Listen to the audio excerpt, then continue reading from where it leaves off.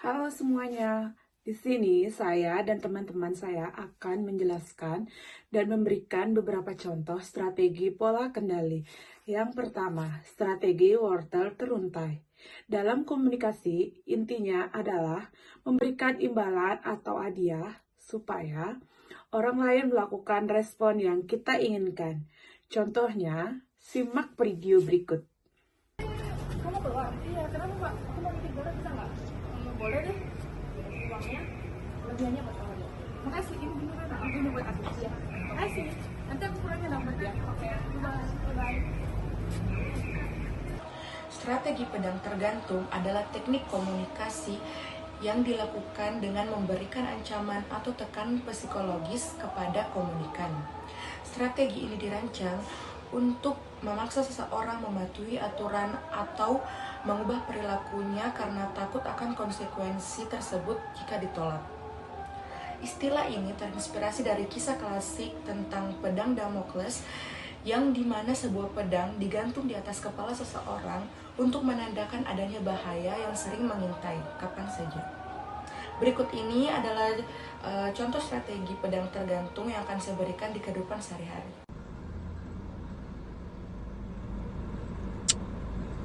Kamu kenapa? Ini loh, udah kok ngelarang ngerokok masih aja dia ngerokok. Ya kalau udah biasa mah emang susah. Ya tapi kan itu nggak baik buat kesehatannya. Aku udah ngancam juga. Aku bilang, kamu kalau nggak mau berhenti ngerokok, aku mau putus aja. Kamu serius emang mau putusin? Ya enggak sih, cuma ngancam doang. Tapi ya moga aja didengar. Strategi katalisator adalah pendekatan komunikasi antar pribadi yang bertujuan memancing respon atau tindakan komunikat secara sukarela tanpa menggunakan ancaman hukuman maupun imbalan. Strategi ini murni mengandalkan daya tarik psikologis, seperti saran, ajakan halus, atau memberikan informasi baru. Dan terdapat dua cara utama dalam memancarkan strategi katalisator tersebut. Yang pertama ada memberikan pengingat atau ajakan. Komunikator membangkitkan kesadaran penerima pesan bahwa saat ini adalah waktu yang tepat untuk bertindak tanpa ada unsur paksaan. Yang kedua ada menyajikan informasi baru.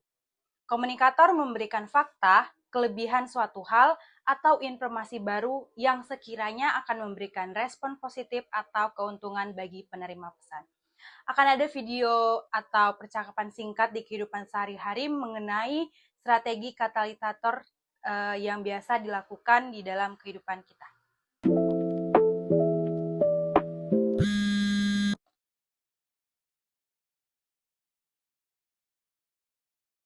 Halo Kak. Halo Nes. Halo Ya halo.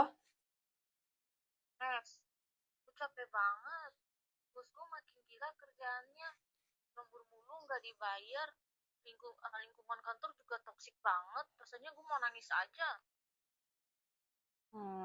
Gue paham banget perasaan lo. Pasti berat banget di posisi lo sekarang. Tapi emangnya lo mau resign gitu sekarang? Ya belum lah. Cicilan gue banyak. Cari kerjaan sekarang kan susah Nes. Ya emang gak mudah. Tapi kalau situasinya terus kayak gini, menurut lo sampai kapan lo bisa bertahan di sana? Paling kuat juga 3 bulan lagi sih. Fisik gue udah nggak kuat.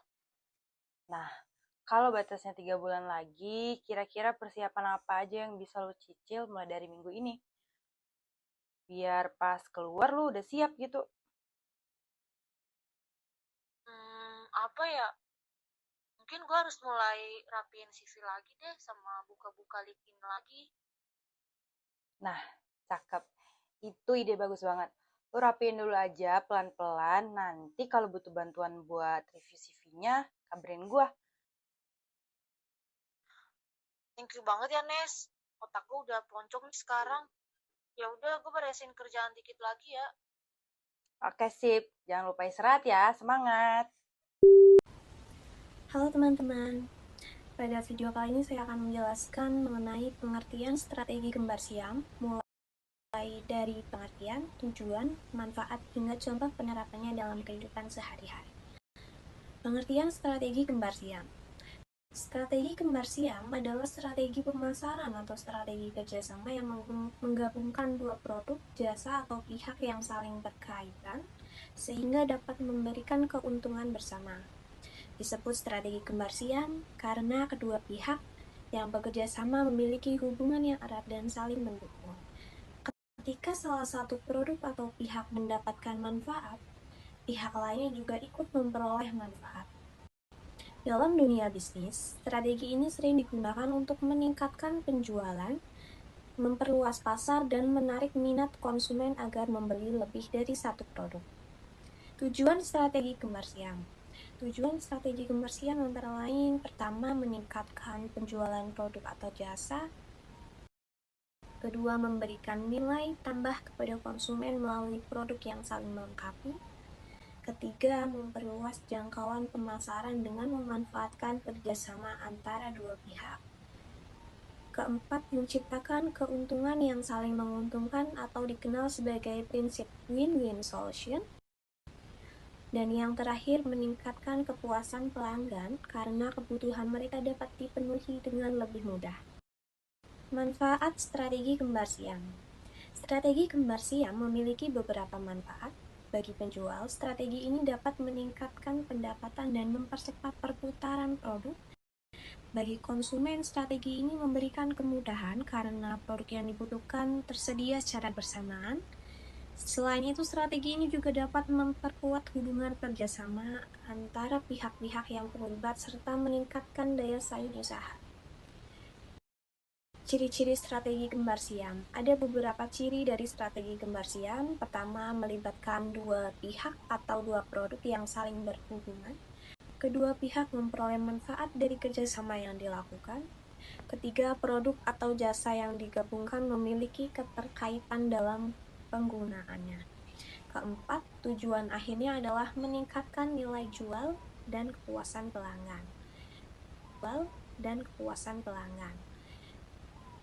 Berikut saya akan mencontohkan penerapannya dalam kehidupan sehari-hari strategi kembar siam. Mau beli kopi satu, Mbak. Dan biasanya kopi sama gulanya sekalian nggak? Ya udah deh satu. Ntar aku ambil. Nih berarti kopi satu, gulanya satu ya? Iya.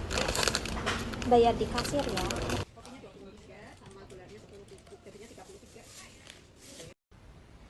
Contoh yang saya peragakan tadi adalah contoh strategi kembar siam, di mana menggabungkan dua produk agar saling melengkapi untuk kepuasan konsumen maupun keuntungan dari penjual. Ya, jadi dapat disimpulkan bahwa strategi kembar siam merupakan strategi kerjasama antara dua produk, jasa, atau pihak yang saling menguntungkan. Terima kasih.